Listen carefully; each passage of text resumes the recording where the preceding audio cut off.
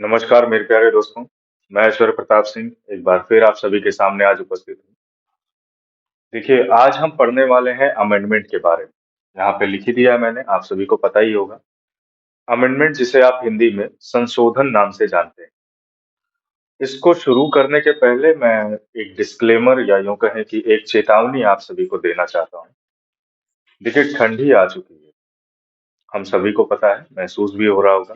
रजाई, कंबल सब निकल गया होगा। तबीयत भी खराब होने का सीजन शुरू हो चुका है ना? इसी में वायरल होगा, सब कुछ होगा। लेकिन ये ठंडी अपने साथ-साथ एग्जाम का सीजन भी लेकर आई। तो इस ठंडी में बेहद ज़रूरी है कि आप अपने आप का ख़्याल रखें, क्योंकि साथ ही साथ एग्जाम का सीजन भी आ ही रहा है। जनवरी और फरवरी में जैसा कि आप सभी को पता ही होगा कि आरओ का जो एग्जाम का डेट है, वो 11 फरवरी सुनिश्चित हो चुका है कमीशन की तरफ से। तो क्यों ना आप अपने आप का भी ख्याल रखें, पढ़ाई भी अच्छे से करें, सेहत का ख्याल ज़रूर रखें, मेरी माने तो। क्योंकि अगर एक बार आप बीमार पड़ गए तो लगभग हफ्ता 10 दिन आपकी क्लासेस नहीं चल पाएँगी, आपका पढ़ाई में मन नहीं लगेगा, आप बेड रेस्ट पे हो जाएँगे, ठीक है? तो बेहतर होगा अपना ख्याल रखें। ये छोटी-सी चेतावनी थी मेरी तरफ से। बाकी बिना ज़्यादा समय लिए हुए अब हम स्टार्ट करेंगे अपने इस टॉपिक को पढ़ने के लिए, ठीक है? और हाँ, मैं अगर इतनी मेहनत कर रहा हूँ, तो देखिए मैं कोई यहाँ हँसी-मज़ाक तो कर नहीं रहा हूँ कि आपको एंटरटेन करूँगा, है ना? और ना ही इतना समय बचा है कि मैं मोटिवेशन स्पीचेज़ दूँ आपको, जिससे आपका रुझान मेरी तरफ बढ़े। तो बेहतर होगा कि इन चीज़ों से हट के सिर्फ सीरियस होके पढ़ाई कर लीजिए। पढ़ाई कर लेंगे, ज़िंदगी सुखी हो जाएगी आपकी, ठीक है? तो इस पे ध्यान दीजिए, इधर-उधर की चीज़ों पे ध्यान मत दीजिए। क्लासेस को अटेंड करिए, आपके लिए 20-25 क्लासेस का प्लेलिस्ट ऑलरेडी बन चुका है पॉलिटी में। कोई भी टॉपिक अभी तक छूटा नहीं। तो बेहतर होगा उसे सिलसिलेवार ढंग से पढ़ते चले जाइए, ठीक है? तो आइए हम स्टार्ट करेंगे अपने अमेंडमेंट टॉपिक को पढ़ने के विषय में। हम सभी को पता है कि पार्ट 20 कॉन्स्टिट्यूशन में टोटल 22 पार्ट्स हैं। 22 और साथ में सब पार्ट्स को भी अगर जोड़ दें तो 22 और 4 26 पार्ट हो जाते हैं। उसमें जो 20वें नंबर का भाग है आपका, वो डील करता है आपके अमेंडमेंट वाले प्रोविजन से, आर्टिकल से। अमेंडमेंट वाले आर्टिकल्स को डील करता है 20वां भाग, जिसमें आर्टिकल 368 जो है, ये स्पेसिफिकली जो है अमेंडमेंट के प्रोविजंस को हैंडल करता है, अपने पास रखता है, ठीक है? अब देखिए, इस आर्टिकल 368 में ही दो प्रकार से अमेंडमेंट के तरीके बताए गए हैं। अमेंडमेंट का उपयोग क्या है? देखिए, जब आप किताब पढ़ेंगे तो उसमें आपको मिलेंगे केसी वियरी साहब। केसी वियरी के स्कॉलर हुआ करते थे पॉलिटी के। उन्होंने एक लाइन कही थी कि इंडिया में जो अमेंडमेंट का स्ट्रक्चर है, वो इतना कठिन भी नहीं है कि जैसा अमेरिका में हो और इतना आसान भी नहीं है जैसा ब्रिटेन में, ठीक है? इंडिया में जो है वो ऑप्टिमम लेवल का स्टिफनेस अपने अंदर रखता है कि जरूरत पड़ने पर इसे अमेंड करके समाज के अनुसार, उस समय के अनुसार ढाला भी जा सके। और यही कारण है कि अब तक का लॉन्गेस्ट लिविंग डेमोक्रेसी अपना देश बचा हुआ है। 75 साल आजादी के हो चुके हैं और अभी तक एकदम फर्स्ट क्लास हम लोग चल रहे हैं। बीच में उतार चढ़ाव हर देश में आते रहते हैं। इमरजेंसी का दौर देखा हमने, दो चार युद्ध भी देखे हैं नेशनल लेवल पे, ठीक है? वो सारे उतार चढ़ाव हर देश में आते रहते हैं, लेकिन एट लास्ट आज हम फ्रूटफुल तरीके से आगे बढ़ रहे हैं, ग्रोथ कर रहे हैं, डेवलप कर रहे हैं साइंस एंड टेक्नोलॉजी में। दुनिया जो है हमारा उदाहरण देते नहीं थक रही है। और जीडीपी की बात करें तो आज हम फिफ्थ लेवल पे आके नॉमिनल जीडीपी के टर्म्स में स्टैंड करते हैं। और जो ट्रिपल पी यानी कि परचेजिंग पावर पैरिटी के अनुसार अगर हम देखें तो थर्ड लार्जेस्ट इकोनॉमी हमारे देश की हो चुकी है, जो कि लगभग 13 ट्रिलियन के डॉलर के आसपास की इकोनॉमी है। इन सब चीजों पे जीएनपी, ट्रिपल पी या फिर आपका नॉमिनल जीडीपी, ये सब क्या होता है, सेपरेट लेक्चर आपको समझा दूंगा। तो ये कैसे संभव हो पाया? ये संभव ऐसे हो पाया कि जब आजादी के समय देश की आधी से ज्यादा जनसंख्या असाक्षर हुआ करती थी, निरक्षर हुआ करती थी, इलिटरेट हुआ करती थी, उतनी अच्छी हमारी लिटरेसी नहीं हुआ करती थी, ठीक है? इकोनॉमी हम हमारी चूंकि पूरी ध्वस्त हो चुकी थी, क्योंकि हम सभी को पता है अंग्रेजों ने काफी लूटपाट किया डिसइन्वेस्टमेंट पॉलिसीज के माध्यम से, या ड्रेन ऑफ वेल्थ करके काफी ज्यादा लूट कर हमारा सारा धन, खर्चा, इकोनॉमिक इंफ्रास्ट्रक्चर सब तबाह कर चुके थे वो।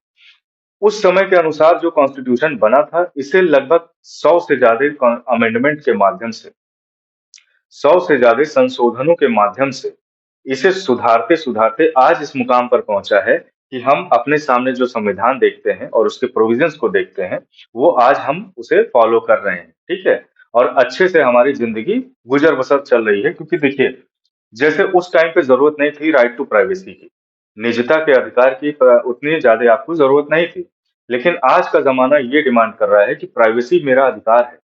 आर्टिकल 21 जो कहता है right to life and personal liberty, उसमें मेरा निजता का भी अधिकार मेरा सुरक्षित है। मुझे चाहिए वो। मैं अपने बंद कमरे के अंदर क्या करता हूँ, इससे किसी और को कोई फर्क नहीं पड़ना चाहिए। तो उसको जो है सुप्रीम कोर्ट के माध्यम से मुहैया कराया गया।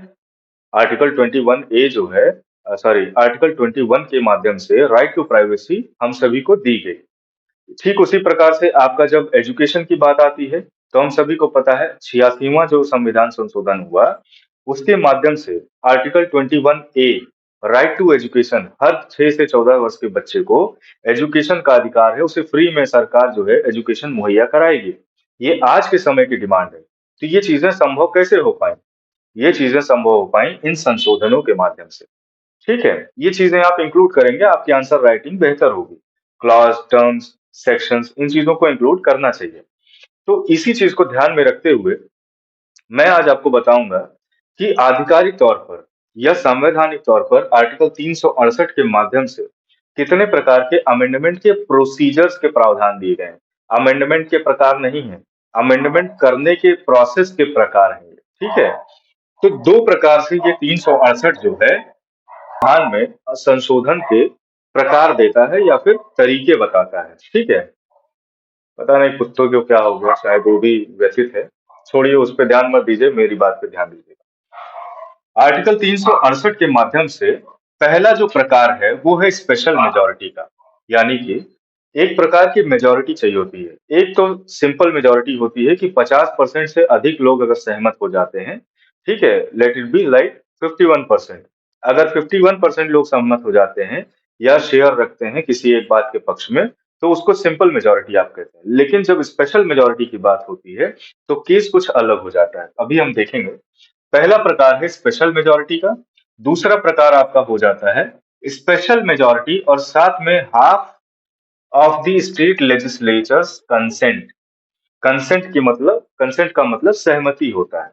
तो एक तो प्रोसीजर आपका हो गया स्पेशल मेजोरिटी का।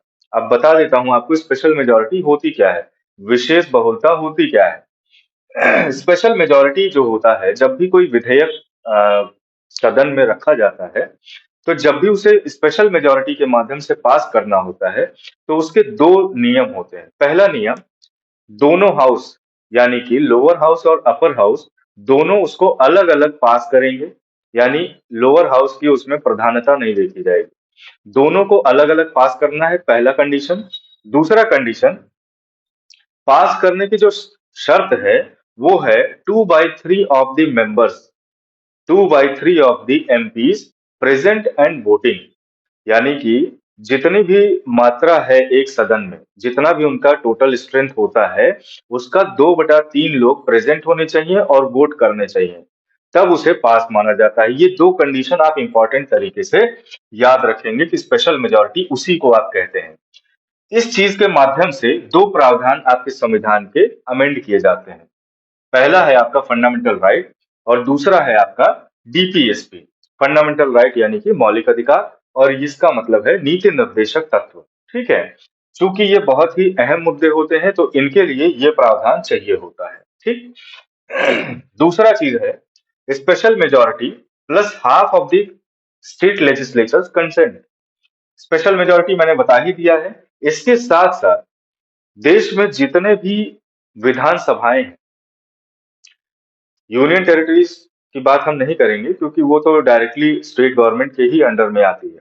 राज्यसभाओं में जितने भी होते हैं, सॉरी, स्टेट के पर्सपेक्टिव में जितने भी विधानसभाएं होती हैं, उनमें से 1/2 मेंबर्स, 1/2 जो स्ट्रेंथ होता है, यानी मान लीजिए कि 28 राज्य हैं, 29 राज्य हैं अगर, उनमें से लगभग आपके 14 से 15 जो राज्य हैं, उनकी सहमति होनी चाहिए। 1/2 राज्य की सहमति होनी ही चाहिए। ठीक है? और जैसे ही ये हाफ नंबर की सहमति मिल जाती है, इसको कोई रोक नहीं सकता इन प्रोविजंस को सरकार को अमेंड करने से, ठीक है? और इधर पार्लियामेंट में ये वाला प्रोविजन चाहिए और स्टेट के पर्सपेक्टिव में ये वाला। लेकिन एक चीज और है कंडीशन, या आप कहें कि अ, अक्षमता, या फिर कहें कि ध्यान नहीं दिया गया इस प्रोविजन पे कि स्टेट लेजिस्लेचर के पास कोई भी समय सीमा का दायरा नहीं होता। स्टेट लेजिस्लेचर उसे चाहे तो कुछ लंबे समय तक होल्ड भी कर सकते हैं। कोई उसका फिक्स टाइम लिमिट नहीं होता कि आपको इतने दिन में अपना सुझाव देना है। और दूसरा चीज, स्टेट, मान लीजिए उत्तर प्रदेश चाहता है कि हम इसमें भाग नहीं लेंगे, हम नहीं अपना वो देंगे, कंसेंट देंगे, या हम कोई भी विचार व्यक्त नहीं करेंगे, तो उसका भी कोई प्रावधान नहीं रखा गया है। कॉन्स्टिट्यूशन उस पे चुप हो जाता है, मौन हो जाता है। ये दो चीजें हो गई। इसके माध्यम से आप फेडरल स्ट्रक्चर को चेंज कर सकते हैं, यानी कि जो देश में अपने केंद्र और राज्य सरकार की व्यवस्था का प्रावधान रखा गया है, सेंटर स्टेट रिलेशन है, सेंटर स्टेट का टैक्स का शेयरिंग या डिस्ट्रीब्यूशन किस प्रकार से होता है, या टैक्स कलेक्शन जो जीएसटी काउंसिल के माध्यम से होता है, इन सभी प्रावधानों का, और साथ में फेडरल स्ट्रक्चर यानी कि कौन से राज्य का किस हिसाब से रिलेशन रहेगा केंद्र से, इन चीजों में बदलाव करने के लिए इस प्रावधान का इस्तेमाल होता है। साथ में प्रेसिडेंट इलेक्शन, हम सभी को पता है, पूरे देश का प्रथम नागरिक जिसे कहा जाता है वो होता है राष्ट्रपति, और पूरा देश इसे मिलकर चुनता है अपने प्रतिनिधियों के माध्यम से। इसका एक अपना इलेक्टोरल कॉलेज होता है, जो कि हर राज्य से चुने हुए जो आपके कैंडिडेट्स हैं, वही जाते हैं और राष्ट्रपति का चुनाव करते हैं। तो कहीं ना कहीं अगर इसमें प्रावधान में बदलाव होगा, तो पूरे देश पर इसका असर पड़ेगा। इस वजह से इन सभी प्रावधानों का अमेंडमेंट या संशोधन करने के लिए इस प्रकार के half of the state legislature का कंसेंट लेना जरूरी हो जाता है। वहीं पर सेवंथ शेड्यूल की अगर हम बात करते हैं, जिसमें लिस्ट आता है, यानी कौन से सब्जेक्ट पर कौन सी सरकार सरकार जो है कानून बनाएगी, इसके विषय में भी इसी प्रावधान के माध्यम से, इसी प्रोसेस के माध्यम से अमेंडमेंट होता है। और आर्टिकल 368 जो ये कहता है कि दो प्रकार से आप इस तरह से अमेंडमेंट ले आएंगे, उसको स्वयं को अगर अमेंड करना पड़ जाए, तो उस केस में भी ये वाला प्रावधान काम में आएगा, ये वाला प्रोसेस काम में आएगा। ठीक है? यहाँ मैं आपसे एक सवाल पूछता हूँ, आर्टिकल प्रोविजंस जरा बता दीजिए इन दोनों के। ठीक है? आर्टिकल के आर्टिकल प्रोविजंस बता दीजिए, प्रेसिडेंट इलेक्शन के और जीएसटी काउंसिल के। ठीक है? आगे बढ़ते हैं। इसी के साथ साथ ये वाला जो आपका सिंपल मेजोरिटी का कॉन्सेप्ट है, सिंपल मेजोरिटी, संविधान ने आर्टिकल 368 के माध्यम से दो ही प्रोसेस बताए हैं, लेकिन तीसरा प्रोसेस भी एक निकल के आता है, जिसके तहत parliament daily to daily life का जो बिजनेस होता है, उसको कैसे कैसे अमेंड करना है, क्योंकि हर बार आप इस चीज का इस्तेमाल नहीं कर सकते, जटिल प्रक्रिया है ये। लेकिन सिंपली आपको कोई चीजें अमेंड करनी हो, जैसे ये प्रावधान जो पड़े हुए हैं, जिसमें नए स्टेट का गठन हो गया, ठीक है, उनकी बाउंड्रीज का एडजस्टमेंट हो गया, लेजिस्लेटिव काउंसिल्स का इस्टेब्लिशमेंट या एबॉलिशमेंट। कई ऐसे राज्य हैं जैसे कि आपके उत्तर प्रदेश हो गया, बिहार हो गया, तेलंगाना हो गया, मध्य प्रदेश हो गया, इनमें विधानसभा के साथ साथ विधान परिषद भी होता है। इसको कोई राज्य कहे कि हमारे में भी साहब बना दीजिए, तो उसको बनाने का अधिकार, और साथ ही साथ मान लीजिए उत्तर प्रदेश कहे कि हमारी विधान परिषद को खत्म कर दीजिए, खत्म करने का भी अधिकार पार्लियामेंट के पास होता है, और वो सिंपल मेजोरिटी से उसको डील करता है। सिंपल मेजोरिटी का मतलब जितना भी मेंबर है एक सदन में, उसका 50% से ऊपर होना चाहिए, उसे आप सिंपल मेजोरिटी कह देते हैं। ठीक है? उसके बाद सिटीजनशिप से रिलेटेड कोई कानून अगर प्रावधान बदलना हो, कोरम ऑफ द हाउस, देखिए कोई भी मीटिंग होती है, कोई भी सदन की बैठक होती है, तो कोरम का निर्धारण बहुत जरूरी होता है। जब आप इतिहास पढ़ेंगे, तो गौतम बुद्ध का संघ हुआ करता था। संघ यानी कि उनके ऋषि मुनि उसमें बैठ के विचार विमर्श किया करते थे आगे की योजनाओं पर, और साथ ही साथ जितने भी धार्मिक नीतियां बनती थी उनकी, उस पर विचार करते थे। उस संघ का भी एक कोरम होता था। ये आप बात कर रहे हैं 2-2,500 साल पहले की। उस समय भी कोरम होता था, कोरम ऑफ द संघ, जिसे 1/10 होता था, यानी कि जितने भी मेंबर्स होते थे उनका 10% होना चाहिए। ठीक उसी प्रकार से आज हम पार्लियामेंट में भी कोरम ऑफ द हाउस देखते हैं। ठीक है? इससे जुड़ा कोई प्रावधान है? एमपीज के इलेक्शन, यानी कि जो मेंबर ऑफ पार्लियामेंट है, लोकसभा राज्यसभा, इनके इलेक्शन के प्रावधान को बदलना हो, डीलिमिटेशन ऑफ कॉन्स्टिट्यूएंसीज, यानी कि जितनी भी विधानसभाएं हैं देश में, उनका अगर परिसीमन करना हो, उनके क्षेत्र को बढ़ाना हो, घटाना हो, उस पर अगर कोई कानून बनाना है तो इस माध्यम से। पांचवा और छठवां शेड्यूल काफी इंपॉर्टेंट भी हो जाता है। पांचवें और छठवें शेड्यूल के बारे में अगर कोई बदलाव करना हो, कोई प्रावधान जोड़ना हो, घटाना हो, तो सिंपल मेजोरिटी का इस्तेमाल करके पार्लियामेंट करता है। पांचवा शेड्यूल इंपॉर्टेंट क्यों है? क्योंकि ये डील करता है scheduled areas as well as scheduled tribal areas. ठीक है, ऐसे एरियाज जिनको सरकार ने, यानी मान लीजिए आंध्र प्रदेश राज्य है, उसके गवर्नर साहब ने कहा कि आंध्र प्रदेश के अपर वाले हिस्से में उड़ीसा के पास समुद्र के किनारे कुछ जनजातियां निवास करती हैं। उन जनजातियों का कल्चरल और ट्रेडिशनल राइट को सिक्योर करना बहुत जरूरी है। राज्य सरकार उनका दोहन करे उससे पहले गवर्नर के रेफरेंस पर या गवर्नर के कहने पर राष्ट्रपति जो है उसको यह अधिकार होता है कि आर्टिकल 244 का क्लॉज ए का इस्तेमाल करते हुए वो उस एरिया को संरक्षित कर सकता है, डायरेक्ट अपने कंट्रोल में ले सकता है सेंट्रल गवर्नमेंट के माध्यम से, ताकि वहां के जो ट्रेडिशनल और कल्चरल राइट्स हैं उनके, वो सिक्योर हो सके। ठीक उसी प्रकार से सिक्स्थ शेड्यूल ये कहता है कि शेड्यूल्ड एंड ट्राइबल स्टेट जो होते हैं उनमें भी कुछ स्पेशल प्रावधान होते हैं, स्पेशल उनकी एडमिनिस्ट्रेशन होता है, स्पेशल उनका कार्य प्रणाली होता है, उसको हैंडल करने का प्रावधान सिक्स्थ वाले आपके शेड्यूल में दिया गया है। तो इन प्रावधान को इस माध्यम से आप वो कर सकते हैं, संशोधित कर सकते हैं। ठीक है, तो ये टोटल आपके पास तीन जो है प्रोसेस हो जाते हैं। आप इसको तीसरा नंबर भी दे सकते हैं, पहला, दूसरा। लेकिन जब भी आर्टिकल 368 पूछेगा कि इसके माध्यम से कितने प्रोसेस बताए गए हैं, तो दो ही बताए गए हैं, स्पेशल मेजोरिटी और special majority plus half of the state legislatures consent. ये तीसरा जो है इन द मीन टाइम चलते चलते जो है इवॉल्व हो गया है और डेली टू डेली लाइफ के लिए इसका इस्तेमाल सरकारें करती आई हैं। ठीक है, अब कुछ एक स्पेशल चीज आपको और बता देते हैं।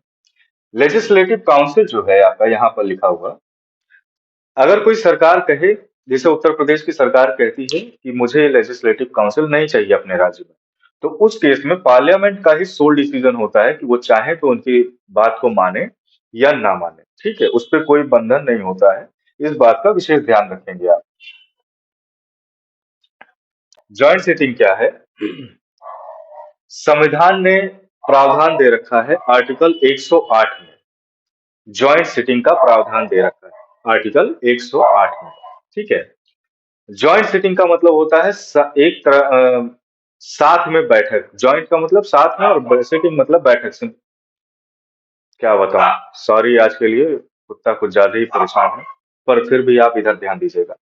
जॉइंट सिटिंग का जो प्रावधान है, इस प्रावधान के माध्यम से क्या होता है कि जब भी कोई ऑर्डिनरी बिल पास होता है, ऑर्डिनरी बिल की पैसेज में मान लीजिए लोकसभा और राज्यसभा में कोई मतभेद हो जाता है, उस केस में उन दोनों सदनों को एक पटल पर ले आने के लिए राष्ट्रपति जॉइंट सिटिंग का आह्वान कर सकता है। राष्ट्रपति जो है कॉल कर देता है जॉइंट सिटिंग के लिए, और दोनों ही हाउसेस मिलकर, यानी सभी मेंबर एक साथ बैठ के जॉइंट सिटिंग करते हैं और उसमें विचार विमर्श करते हैं, वोटिंग होती है फिर। ठीक है, अब एक सवाल यहां से निकल के आता है, इसको प्रिसाइड कौन करता है? जॉइंट सिटिंग का चेयरमैन कौन होता है? तो आप कंफ्यूज मत होइएगा, राष्ट्रपति सिर्फ बुलाता है जॉइंट सिटिंग, चेयरमैन इसका स्पीकर ऑफ द लोकसभा होता है। इस चीज का ध्यान रखिएगा। मैं बताना ये चाह रहा था कि जॉइंट सिटिंग जो है, कॉन्स्टिट्यूशनल अमेंडमेंट बिल जिसे आप सीएबी कहते हैं, उसके लिए कोई प्रावधान जॉइंट सिटिंग का नहीं दिया गया है।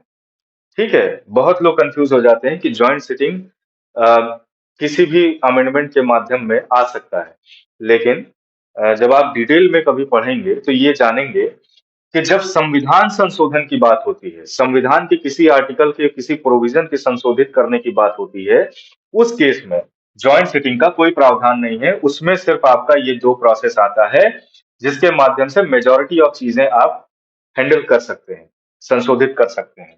ये काम में आता है ऑर्डिनरी बिल के माध्यम से। ऑर्डिनरी बिल का मतलब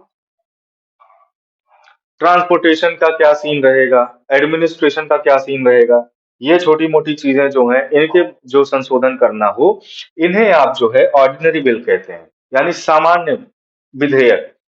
उस केस में आप जॉइंट सिटिंग का प्रावधान करते हैं और 2 सदनों को बुलाकर एक साथ बिठा के और उनका वोटिंग कराते हैं, ठीक है? कॉन्स्टिट्यूशनल अमेंडमेंट यानी संविधान संशोधन जैसी जटिल चीज यानी जिसका इम्पैक्ट पूरे देश पर आने वाले 10-20 साल तक पड़ेगा, उसके लिए कोई प्रावधान जॉइंट सिटिंग का नहीं है। इस बात का विशेष ध्यान रखेंगे, ठीक है?